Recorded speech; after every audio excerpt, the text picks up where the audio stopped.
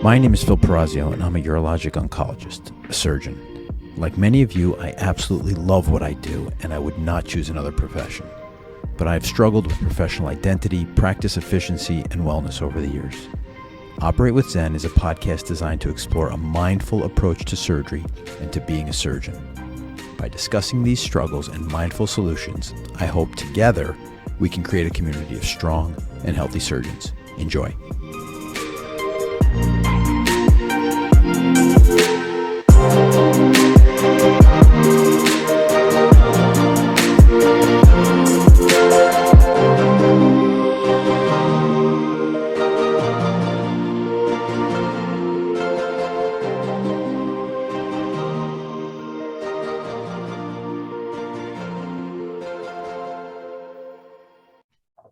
And welcome to this episode of Operate with Zen. Today I've got the great pleasure of being visited and chatting with a good friend, Dr. Paul Maroni. Paul, introduce yourself to the audience. Yeah, hi there. My name's Paul Maroni. I'm a urologic oncologist at the University of Colorado, and I'm the program leader of our urologic oncology clinic. And Phil, I'm really humbled by the invitation today to do this. I saw on Twitter last week you just passed 6,000 downloads of your podcast, and I'm pretty sure that you'll be hitting 60,000, sometime in the next year. That'll be really cool. I think about the things that I've learned just paying attention to your podcast over the last year or so since it's been out, and things like the morning hydration I've picked up. That's helped out a lot. I've got my cup of water right here. The belly breathing. It's helped me tolerate the traffic to and from work a bit. And then I do have to confess a little bit that when you invited me to do this, that I felt a little bit like I'm considered an expert in things like wellness, and I got a whole lot of imposter syndrome. I don't really feel that so much as a surgeon anymore. But when you invited me to do this, and I've listened to all the great guests that you've had on this podcast, that I started to feel a little nervous about the idea that I'm some sort of expert in this, when I really feel like I kind of sort of was backing out of a parking space and knocked over a mailbox and a pot of gold fell out of it. I mean, it's a real nice invitation. Well, thanks, Paul. It's an absolute pleasure to have you here. And I'll tell you, part of my personal journey, we first met a few years ago, and you just happened to be giving the burnout talk at the Mid-Atlantic meeting right when I was going through a terrible episode of burnout.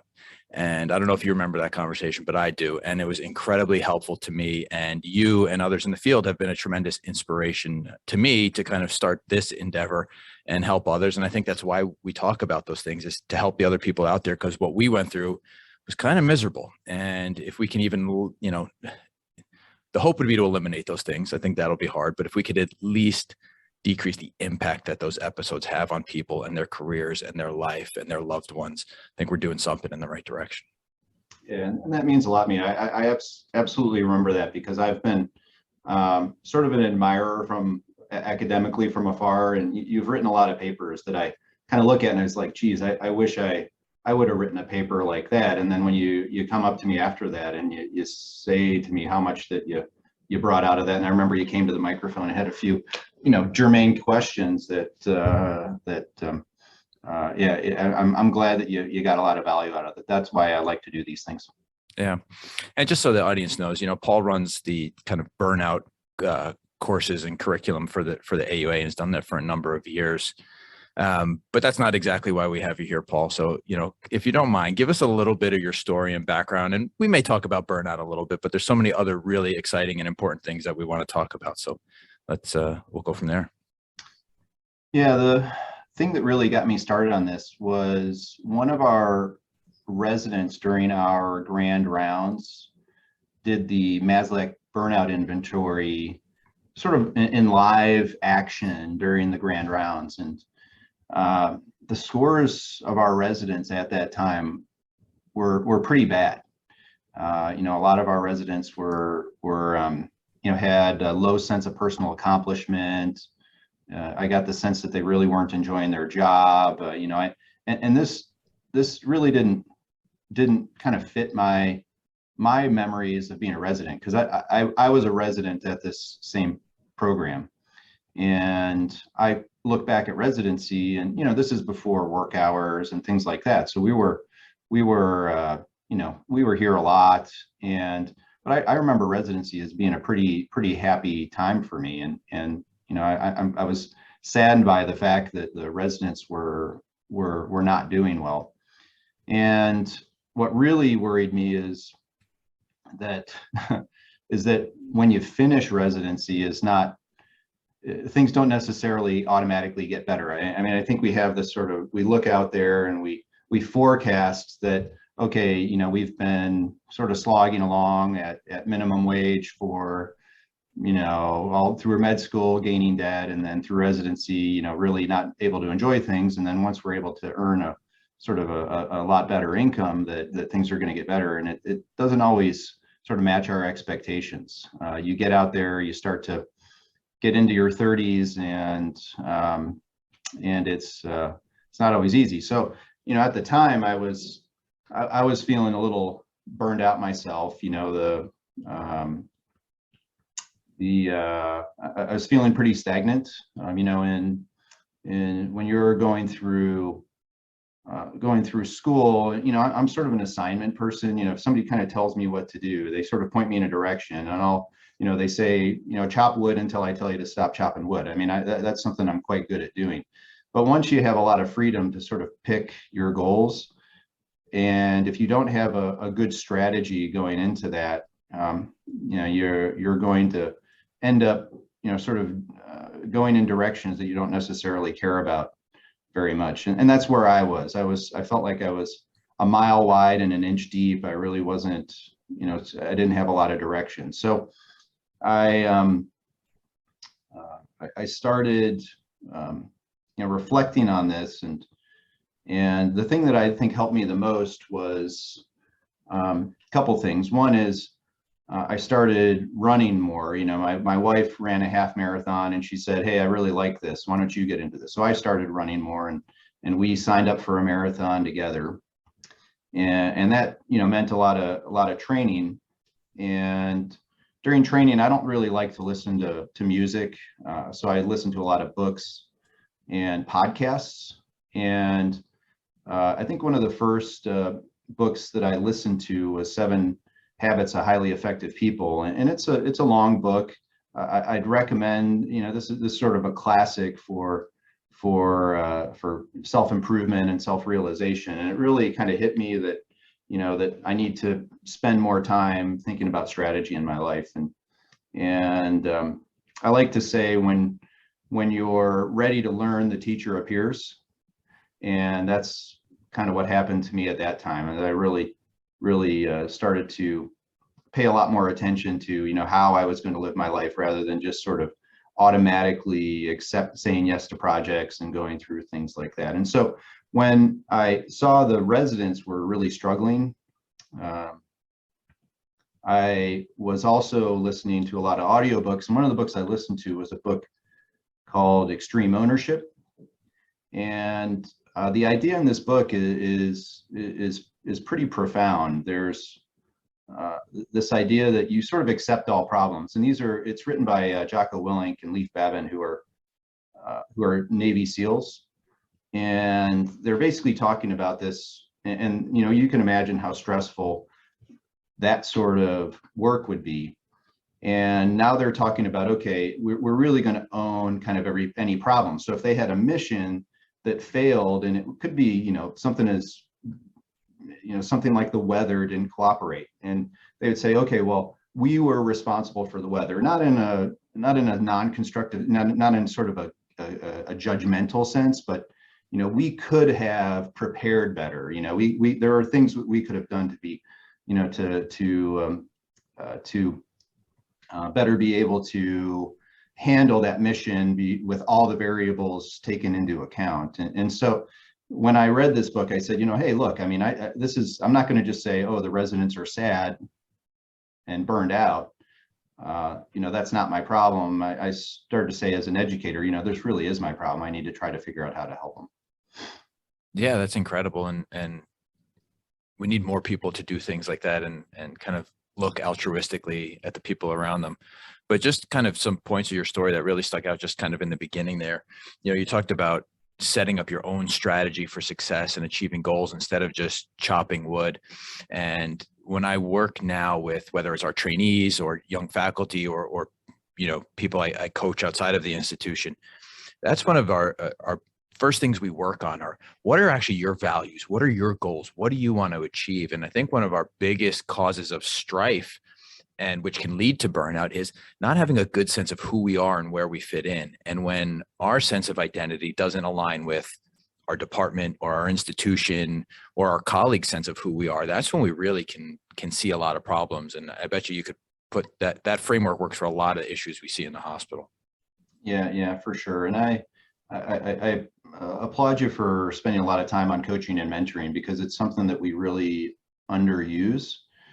When we think about LeBron James, these sort of high level athletes, they all, they're at the top of their game. It's not like the coaching ever ends for them. They're still coaching. And in medicine, we only coach people that are struggling and need mitigation, whereas rather than kind of looking at coaching as being something that we can sort of take us to another level or help, as sort of maintenance for us, where we're because these are going to be long careers, and we can run out of gas.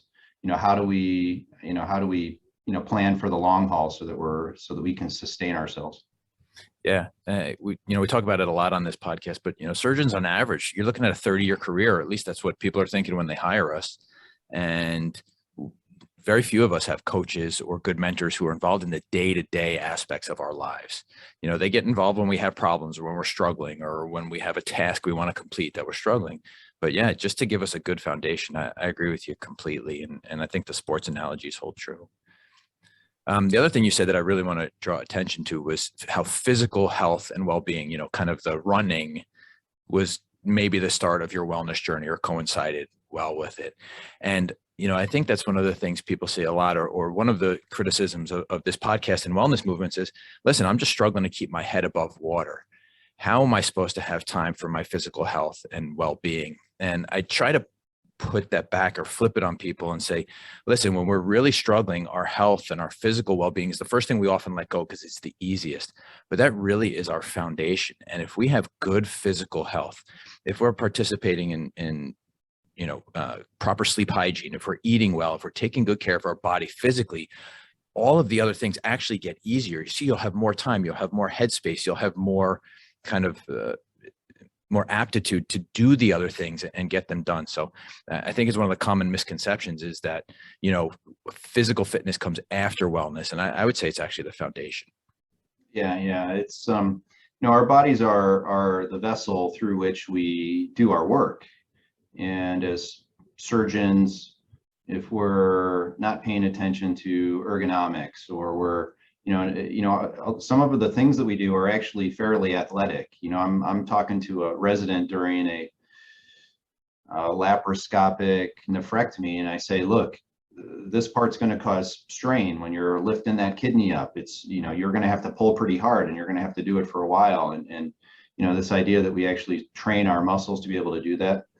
I like taking, little breaks during surgery. I found that as I've aged, my neck and back really start to suffer if I'm doing a 8-hour surgery. I need to take a break every hour. The other thing that I found when I do this is everybody in the OR, the anesthesiologists, they're sort of astonished. They're saying, God, this is a really great idea. You should have OSHA, your OSHA should be paying attention to what you're doing here. And, every hour we're, kind of moving around a little bit, trying to stretch our necks out. Every 4 hours, I'm going to, go relieve myself, get a glass of water, maybe even get an energy bar or something like that. I mean, people, I saw one of my partners when I ran down to get a peanut butter and jelly sandwich, and he said, "Are you done with that case?" And I said, "No, it's still going." He said, What are you doing leaving the operating room?"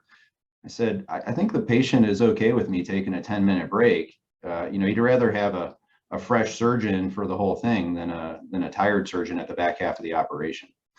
Yeah, I agree with you. And I think there's a lot of us now who are practicing that way. I do the same thing. I try and take a break, and there's multiple benefits to that. It's a benefit to you. It gives the trainees typically some time on their own to kind of sit there and inspect the field or kind of work. And you never do it in an unsafe fashion. You're never leaving at kind of a quote unquote critical or Oh distinct yeah. portion, right? The patient is always safe. And to your point, I think a lot of our patients now realize that, yeah, exactly like you said, you want a surgeon who's totally in when they're in there, not somebody who's worried about their back or their bladder. And lastly, I think this sets really good examples for our trainees. I ask them all the time. It's still hard to get the residents and some of the fellows to leave and go take a bathroom break, but I ask them all the time, do you have to use the bathroom? Would you like to get something to drink? It's not a sign of weakness. This is part of how we're going to take care of ourselves and take care of this patient. And if you can't take care of yourself, it's like the airline analogy, right? If you don't put the mask on yourself first, you can't help anybody else. Take care of yourself and everything else will follow.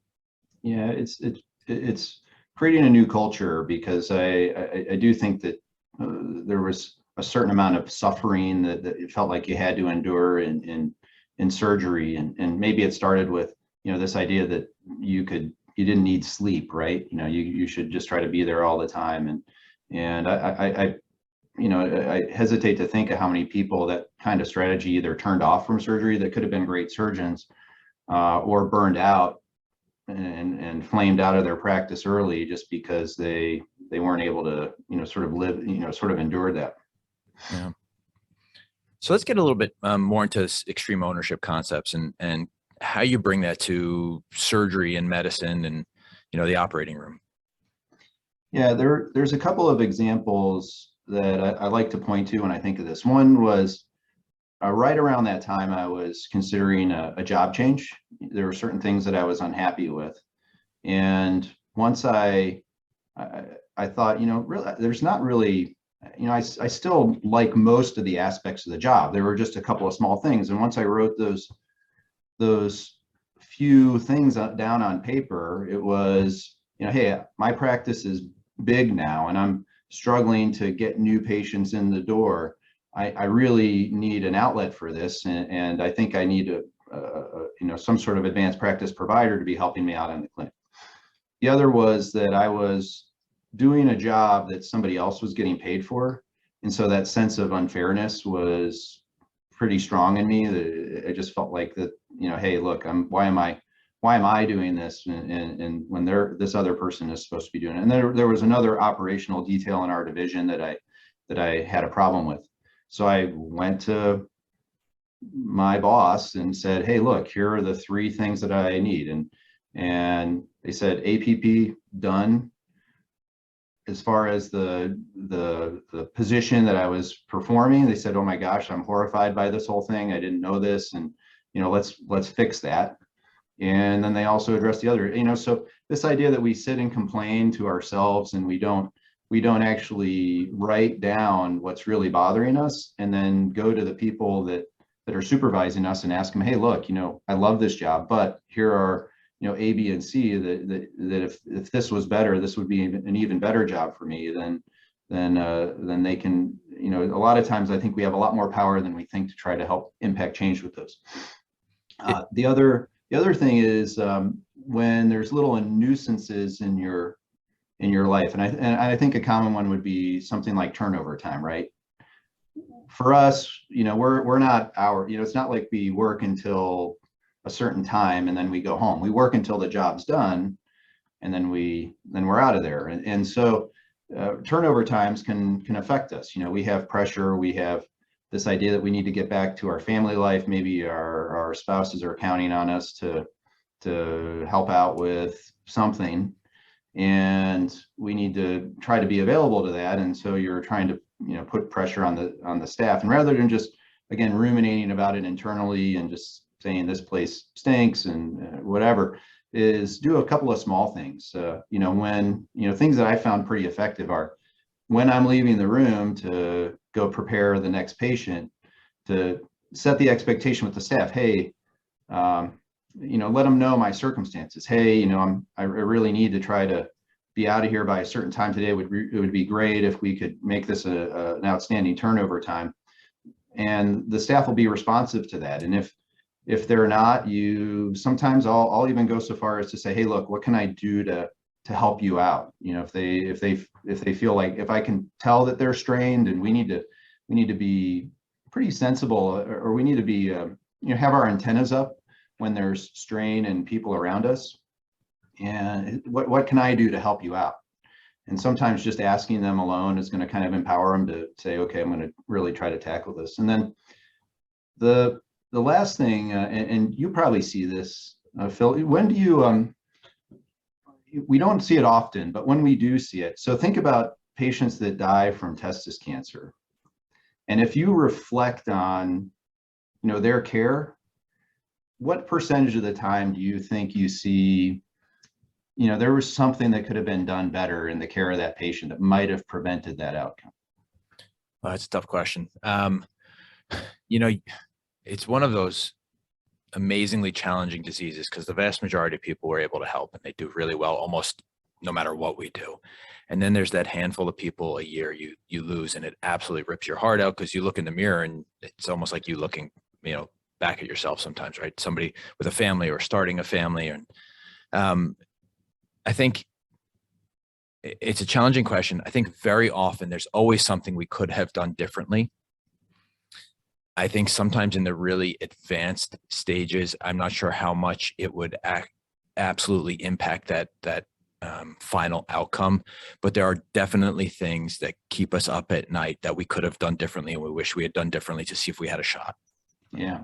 And and I do this not just with testis, but with the other cancers we treat too. Is a lot of times we come back to, hey, it's the biology disease, and we did our best, but I think this idea that we non-judgmentally take a look at what through the history of the care of that patient, and say, if I was going to point to one thing that could have been done better, this might have been it. And so that idea that, okay, yeah, we can't always control this, but how do we do the the little things that we can? This idea of extreme ownership is to try to make sure that if there was some problem in management or something where things it could have been communication. Sometimes it's the ones that I see, it's usually a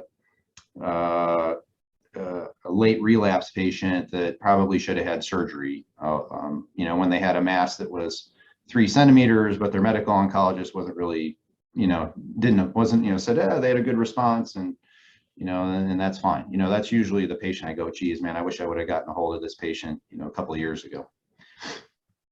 Yeah, no, and you bring up a great point, and I've been working on this framework, and I'd love to hear your input on this, where it could be a bad outcome with a patient, it could be bad news you've received, it could be a negative interaction, but kind of the first step of it is just kind of own the emotion, because we are emotional beings and these things hurt. Whether it's a bad patient outcome or someone criticizing what we do, or a complaint in clinic, or whatever it may be, these things hurt. And if we try and push off those emotions, it just makes things last longer. So first thing is just own the emotion. And like you said, don't judge it, non-judgmentally, kind of own that emotion, whether it's anger, embarrassment, whatever it may be, and let it go. The second part is, the systems-based approach, right? What went wrong in this kind of care that's not related to a person that we could have done better? Was it the missed CT scan? Could we have done this a little bit earlier? Or, what could have been done better? And then the third part, which we overlook a lot in our M&M processes now in our safety and quality, is actually, what are the personal issues, right? What did that person bring to the table, or what did I bring to the table personally that could have influenced that outcome, right? What was I thinking? What were my biases? What, did I judge that person, or did I make an error in thought because of something I kind of had innate within me? And then the last step of it is, the whole point is getting to the kind of quote unquote truth. What could we have done better? And I think, we're arriving at extreme ownership in different routes, but it's kind of, the whole point is what's really going on in this situation, because if we don't really take that in, we can't get better. We're just going to do the same thing over and over again. Yeah. And it's kind of this is what our M&M conferences are supposed to accomplish. And I would say in general, they do it fairly poorly. If I was going to redesign M&M, I want it to be a place where, where if a mistake is made, that more people can learn from it, right? And that's the idea of it. But I'm not sure that in practice it's as non-judgmental. There's more protectionism, and I think we're getting to second victim syndrome, right? It's with this idea that we internalize this, we want to kind of hide from this. We feel a lot of regret. Whereas second victim syndrome is very real. I like to tell people that I'm counseling about this. Hey, look, the fact that you care so much about this is a good thing. If this happened and you didn't care, then I'd be a little bit worried about you as a physician. I think that you have to realize that. And then a couple of tips for peer support, and this is something I really, there's a Dr. Oh boy, I have to get his name, and you can share it in your show notes. But he's at Vanderbilt. He's a transplant surgeon. Vangerbies, I think, is his name. But he talks a lot about this, and transplant's done a good job because they probably they see their share of poor outcomes probably a little bit more than we might appreciate it. As thankfully a lot of our patients do very well, but we still have those issues. But the idea of peer support, that we're there for people that are suffering, and that we kind of listen in a non-judgmental way. We try to have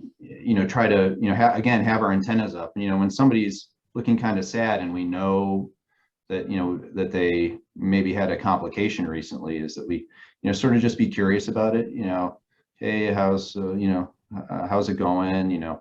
What's happening? And sometimes they'll open up to you, but try to do it in private. I think just making sure that people are aware when they have something like this happen to them, that you're going to be asking. You try to identify it first, and then try to help mitigate that, and then sharing some of your own complications and challenges that you've had in the past, not in a form of one-upsmanship, but just as a form of vulnerability, so that people really can understand that, hey, look, this kind of stuff happens to everybody. The fact you care is a good thing, and let's try to see what we can do to get you to heal from this and learn from it. Reframing is one of my favorite tools. I do a lot of prostate cancer, and there's nothing more academically uninteresting to me than putting a stent up for urosepsis.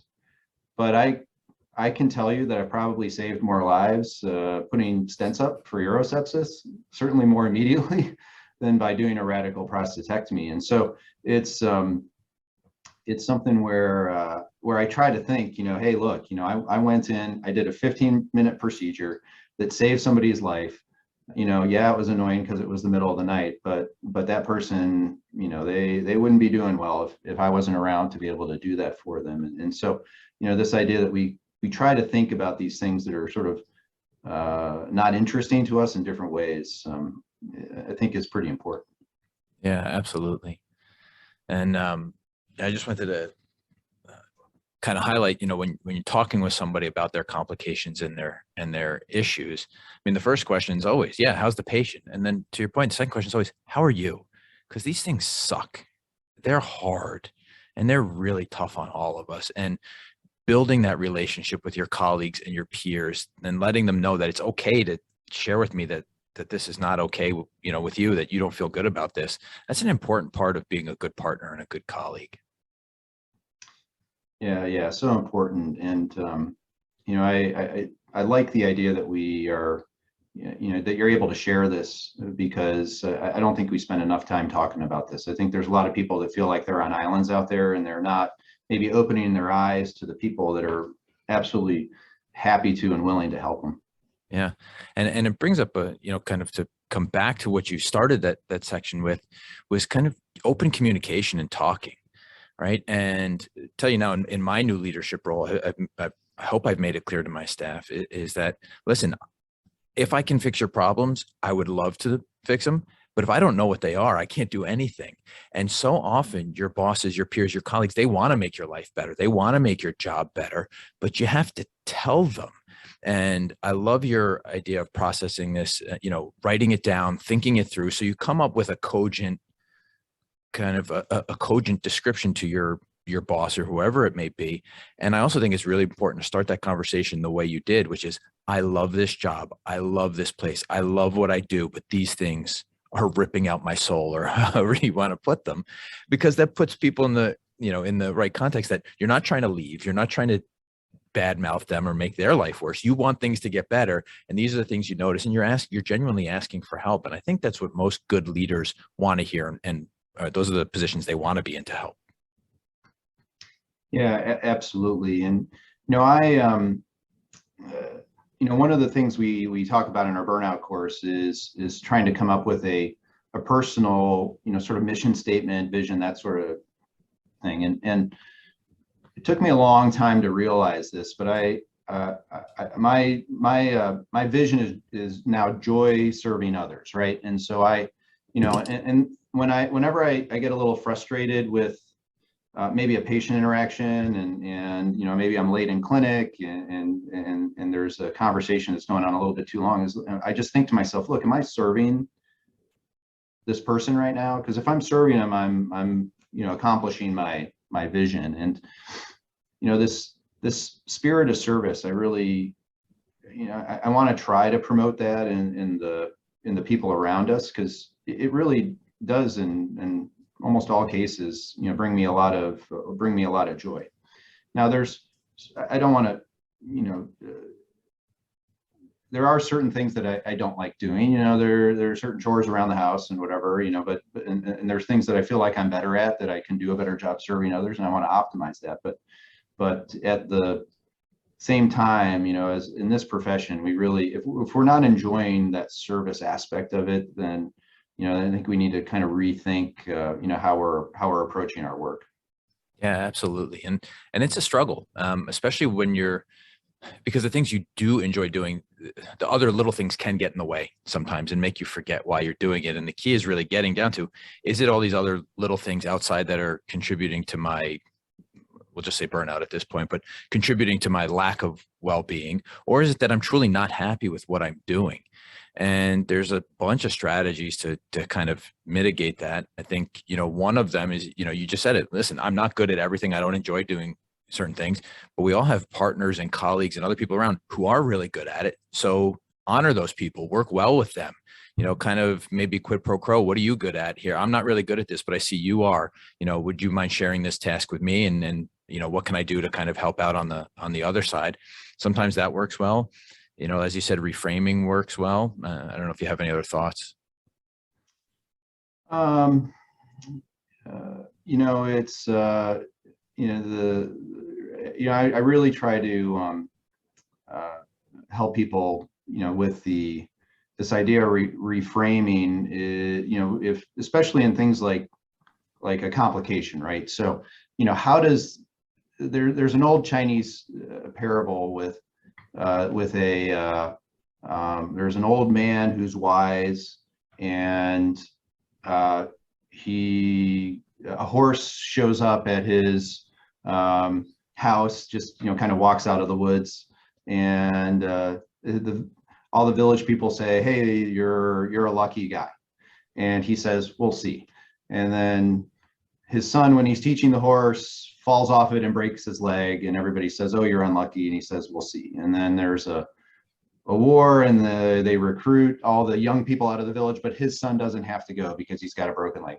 So I try to get people to say, look, we need to be, on some level, sort of Buddhist about these things, is that I think we do need to celebrate our wins. We probably don't do that enough. We say, hey, look, our negativity bias, we need to really try to look at the things that have gone well for us and really try to celebrate those, but it's got to be tempered. You don't pat yourself on the back for a year. You say, okay, that was great, but that could make us arrogant, and it could make us a little bit too cavalier. And then maybe the next time we say, hey, that last surgery went really well, and now we're going to expand the indications. And then so that there's downsides to this idea that that something good happened to us. Okay, yeah, maybe not.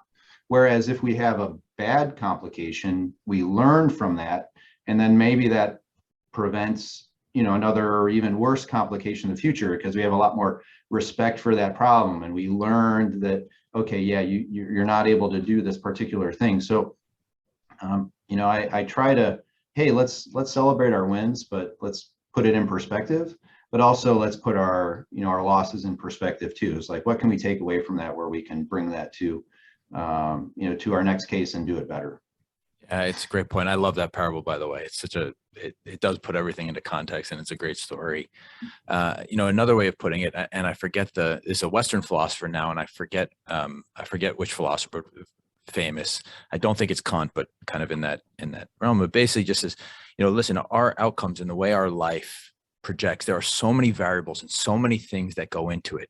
To say that one behavior or one action influenced the ultimate outcome is ridiculous and kind of absurd, to think that one little thing could influence the way our life goes. And you can take a little solace in kind of that way of thinking too, is that there's so much that goes into these things, and it's important. Yeah, and we with these are cognitive distortions, right? So this is getting down to cognitive behavioral therapy. I think we need to realize when we're telling ourselves lies, and hey, I'm the best. You're not the best in the world. You're not the worst in the world. Let's kind of keep, you're going to have good days and bad days, and let's try to keep that real. Hey, it's March Madness. I know you love basketball. Yeah. How's your pool going? I'm actually doing very well right now. I'm in 2 pools. I'm in first place in one of them, and I'm in 5th or 6th place in the other one, but I've still got like the max available points to me. I'm out. Kentucky hurt me. Kentucky and Baylor, that bracket hurt me, but I still have 3 of the 4, Final 4 there. So I'm in decent shape. Yeah, well, I went to the University of Virginia as an undergraduate, so this is a tough year for me. Listen, I went to Georgetown. They didn't even make the tournament this year. They lost 21 straight games. So we'll put things in perspective. There are better times, and there will be good times ahead. So, yeah, and when I think about basketball, this is something I work on with my residents, yeah. And if you and I think we don't pay enough attention to this in surgery, but if you hand a basketball to somebody that's never played basketball before, and you say, hey, get this basketball into that hoop, how do they shoot the ball? Yeah, most people throw it underhand or something, however they can kind of loft it up there. Or a chest pass, right? Or a chest pass, yeah. Yeah. Just kind of throw it up there, right? And then this is, because I doing robotic surgery, and even any other kind of surgery too, I think we don't pay enough attention to the form, right? So in basketball, right, you got to pull your elbow in. That's not comfortable. You got to turn your wrist back, so there's little wrinkles on the back of your wrist, right? If you really want to be a good shooter, you got to be able to do those things. And so I'll take a resident and I'll get them in that shooting position, and I'll say, hey, look, does this feel comfortable? And if they've never played basketball before, they say, oh yeah, this is not comfortable. And I say, hey, this is how surgery is going to be sometimes, is you need to be able to kind of make this comfortable. So find the comfort in that discomfort. And so things like sewing the anastomosis of a radical prostatectomy, I say, you're going to have to get your wrist in some peculiar positions to be able to do this. Let's really, look under the console while I'm doing this and see what my hand forms are, and, try to work on your range of motion with your wrists. And those little tips, I think, are, we probably need to be paying a little bit more attention in our learners about, what exactly form are you using? It's, how, and maybe we reflect a little bit on how we do it too, because it becomes so natural after a while. I mean, if I handed you a basketball, you just go right into that position, right? And you don't even think twice about it. We need to try to figure out how to do that with our learners too. And those little teeny tiny bits of surgery that we don't really think about very often, but they matter a lot. Yeah, it's a great analogy, and I never thought of it that way. I mean, I think back to, I play basketball every week now, at least once a week, kind of a regular pickup game, and I love basketball. I'm not great, but and I can shoot a basketball, and my form's pretty decent. It's one of the few things I have going for me. But I think back now at the thousands and thousands of repetitions of basically L to I, right? That's what you teach your kids. It's what I work with my girls on now. And I've never once said to them, this is going to be uncomfortable. I understand that this is going to be uncomfortable for you, because I've never even processed it that way. But you're right. It is uncomfortable when you first start doing that. And only through repetition and practice does it become more comfortable. And it makes me think of I've never been a huge fan of robotic simulation and kind of practice. I feel like the only way to learn an operation is to do an operation, but I've always had the thought that you can't play chess unless you know what the pieces do, right? And so that's the reason to simulate it. So you learn the pedals and the hand motions and other stuff. But you're opening my mind here, Paul, about, kind of getting people into odd hand and body positions that are not odd, but they're odd the first, however many dozen times you do them, to make them understand that the ergonomics of this are strange, and you're going to have to learn how to move your body and get different body awareness and different feedback to do this. That's really thoughtful, Paul. Yeah, well, and just because I can't contain myself anymore about this, but I think that something that helped my instrument handling more than anything else is Brett Sheridan he was a cardiothoracic fellow when I was a resident. And when I was a second-year resident, he handed me a chest tube clamp on the floors. And he said, I want you to carry this around for the next 6 months in both hands, open it, close it, twirl it around, do whatever you want to with this thing. Just, when you're just walking in the hallways, carry this instrument. So now if I have a low-level resident that I'm seeing is just struggling, with instrument handling a little bit, I don't tell the hospital I do this, but I'll sneak back into the peel packed area, and I'll find him a nice heavy, like a ring forcep or something like that, and hand it to him and say, hey, look, I want you to now return this when you're done with it, but I want you to walk around with this thing the next couple of months, and I want you to be known as the guy that clicks, because you're twirling this thing around, you're clicking it, and you're opening it, and you're closing it, and doing this, and do it with both hands so that you're able to handle the instrument. And for me, I thought it was really valuable to just, try to, just make that instrument feel totally natural in my hands without even having to think about it.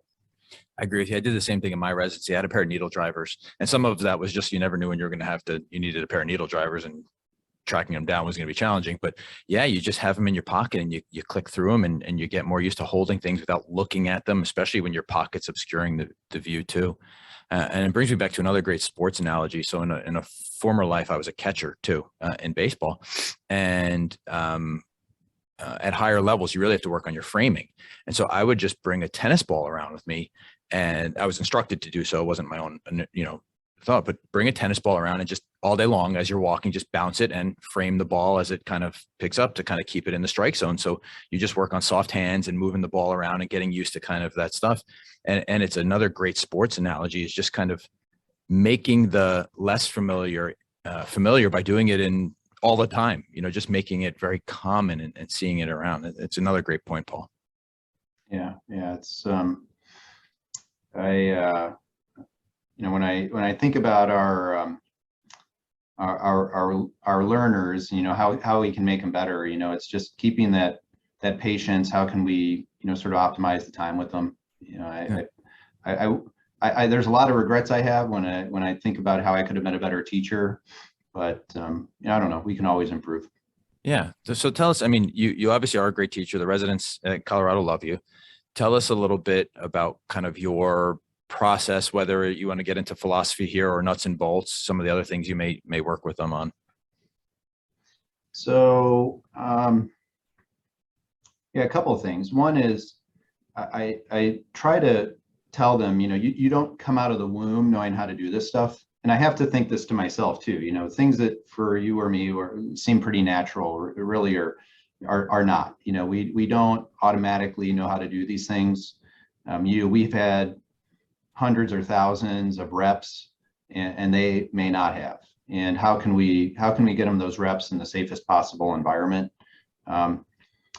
In robotic surgery, I will tell you that probably single-handedly has pushed more people out of academic medicine. You're trying to teach robotic surgery has probably single-handedly pushed more people out of academic medicine. But what I try to remember is is look at your, and usually it's the speed, right? You're watching, you're like, oh my God, how am I, I need to be just patience. I have certain mantras that I'll go through. I mean, I'll do the Lord's Prayer or something else just because I need something to kind of take my mind off of it while I'm watching them a little bit. But if you've I'm sure made presentations with video of your own robotic surgery, what is your impression of your operative speed when you go back and watch your old videos? Oh yeah, I mean, you're always slower than you think you are. Oh, every time. Every time. And so it's this whole idea of this notion of time to us is really weird, because you're like, oh my God, even if you just rewound the video and watched it, you said it did not at all feel that slow when I was actually doing it. And so I try to remember that when I'm watching the residents is we have this time bias that when we're actually doing it, I don't know if there's certain processing power that just sort of makes the time feel a little bit differently to us, but when we're observing, it's very different. So I try to keep that in mind. And then if you're not embarrassed by, some of your old work, you're probably not learning. So, then, if you're a learner, if you're a teacher, go back and watch your videos from, 4 or 5 years ago, and it'll feel really, really slow. And so this idea that we got to reframe that how we teach, right, is that, this time bias is real. Don't be so impatient with them.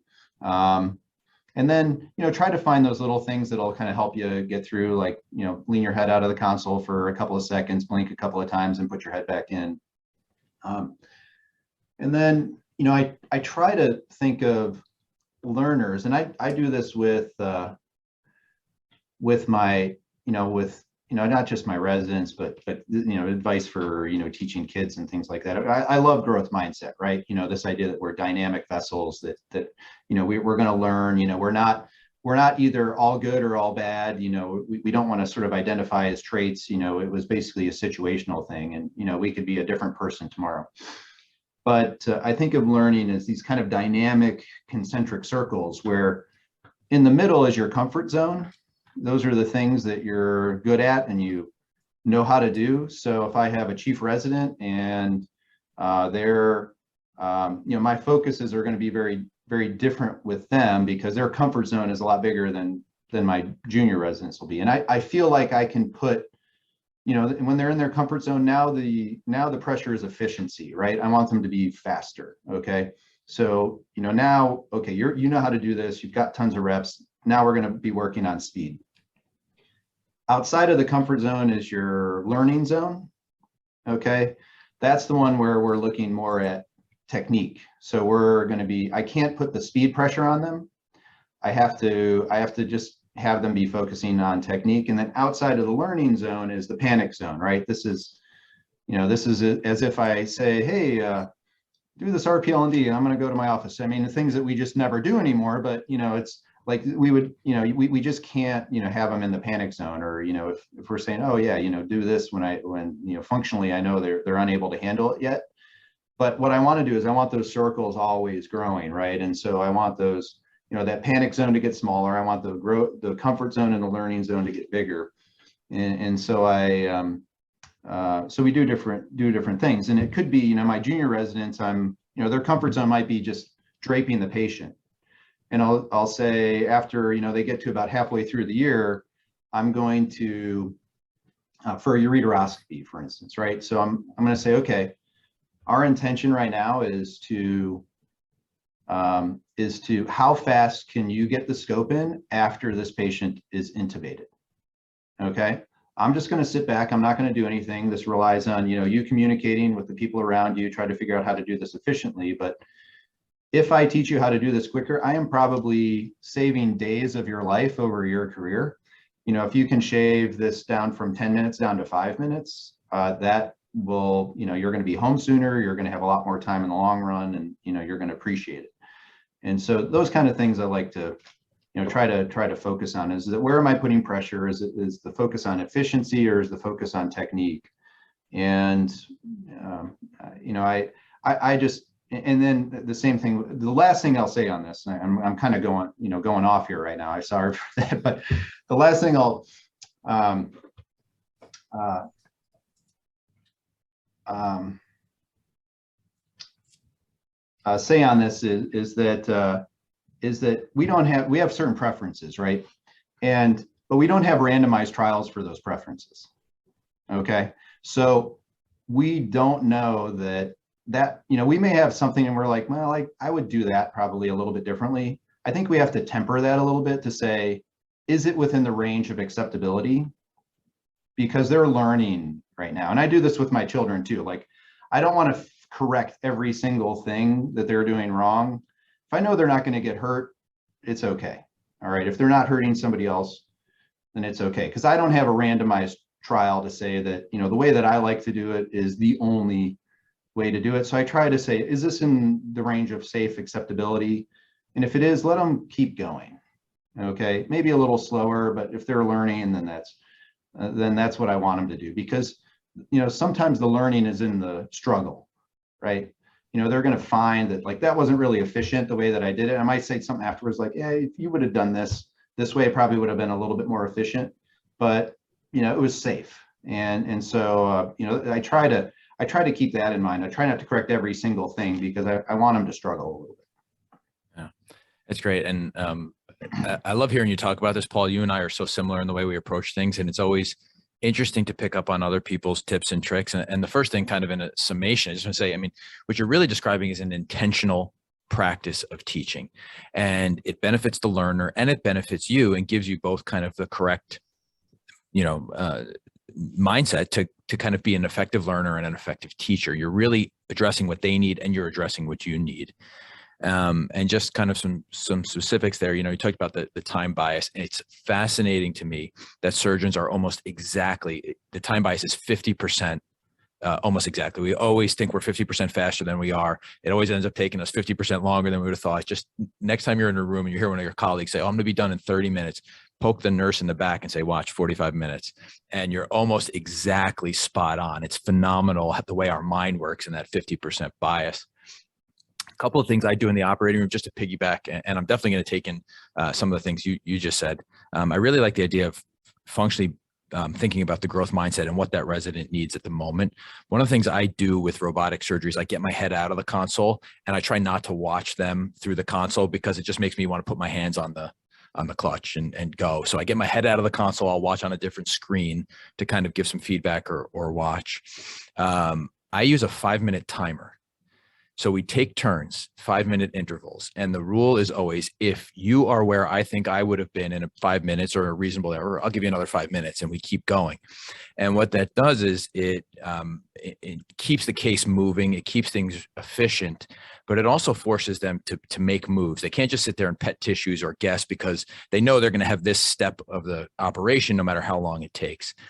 And I think that the time interval and the time pushing is actually a really important part of being a surgeon. And I hate the mantra that, there's no such thing as a good, slow surgeon. That's not true at all. A safe surgeon is a good surgeon. But there are certainly times, particularly I tell people, if you're interested in oncology and you're interested in big cases, there are times where somebody's life is going to depend not only on you being good, but being good and fast. The only way to get good and fast is to practice being faster when somebody's life isn't on the line. So, with a junior resident, I would say, listen, you're closing skin. You do a great job of closed skin. Do it faster, right? If you screw it up here, you cut out the suture and you redo their skin again. But I want you to work on getting faster. Get that instrument, get those sutures, move as fast as you can, push yourself, because this is an opportunity to get better. And I think it's the same thing you were saying, where draping, getting the camera in, getting the ports in, these are all opportunities to be better and faster. And it's not that speed is the goal, but it's efficiency and thought process and all of the other parts of it. Yeah, no, there's, and this is another basketball, John Wooden, right? Sure. Quick, but don't hurry, right? Yeah. So that's one of his old quotes, which is one of my favorite in surgery. If you're being hasty and you reach for an instrument, you drop it, some of those instruments, it'll take 5 minutes to replace that thing. So, quick, but don't hurry. And so there's times to be, or quickly, slowly. That's when I first learned it from Paul Balling. He's a burn surgeon. When I was a second-year resident, he said, quickly, slowly, I think is good advice in surgery every time. Yeah, absolutely. So we're getting close to our hour here, Paul. I just want to give you the opportunity, if there's things you want to talk about or questions you want to ask before we wrap up. Yeah, I want to, if there's urologists listening out there that are going to the AUA, please come to our AUA course. This will be our now 4th year doing the course. Ryan Terlecki from Wake Forest and Amanda North from Montefiore. It's Ryan and I just, when we started this course, we kind of just, said, hey, what do we want to do for a course? And the AUA accepted our burnout application. We said, oh shoot, now we got to find somebody that actually knows what they're doing. And so we brought Amanda North on, and it's been really fun to do and really well received. And so if there's a urologist out there that are interested in coming to our course, I'd encourage them to do so. Yeah, I've in full disclosure, never attended your course, but I think I've seen just about every part of the course through some form of lecture or meeting or other part. And it really is fascinating content, fascinating interaction. So I would make the same encouragement to people out there. So on that, we'll just kind of summarize our talk for the day, Paul. And I want to thank you again for taking the time to kind of chat with me. There are definitely some amazing tips and tricks here, and just kind of a general approach that I think a lot of surgeons are going to benefit from. One of the things I really appreciated for is your thoughtful approach to teaching. And a lot of times we talk about how to make teaching better for the learner, but I think you really given us some really good insights in how to make teaching more effective for us, how to be good teachers and how to really help them out. And that was very much appreciated by me today, and I'm sure other people. So just as we kind of went through the hour, we talked about setting goals for ourselves and really kind of defining those things. We talked about setting a good base of physical health and well-being, whether that's through physical exercise or diet or sleep. We talked a bunch about extreme ownership and really taking and reflecting on the things we're going through. And part of that reflecting is effective communication. So not only understanding what we want to take ownership of, but communicating those issues to the people around us, whether it's our boss, whether it's our operating room team and turnover, as you brought up that example. Really effective communication is part of that ownership model. We talked about all of the good ways to teach, the growth mindset, but I thought my favorite thing that you said today was joy in caring or serving for others. And I think that's a really great example and a vision or a mission statement that a lot of us can aspire. It's not only serving other people, that's why we got into medicine, but it's really having joy while doing that and imparting that joy onto the others who are around us. So thanks again, Paul. Awesome hour, awesome chatting with you. Look forward to seeing you in person, definitely in New Orleans. All right, Phil, this was so much fun. I feel so humbled to be a part of this. What you've done here has been really amazing, and every episode comes out, I'm first on the list for listening to it. Well, great. Well, not possible without great people like you, great colleagues and friends. So keep sharing the message and spreading the good news, and we'll all get better. Yeah, you take care. All right, Paul.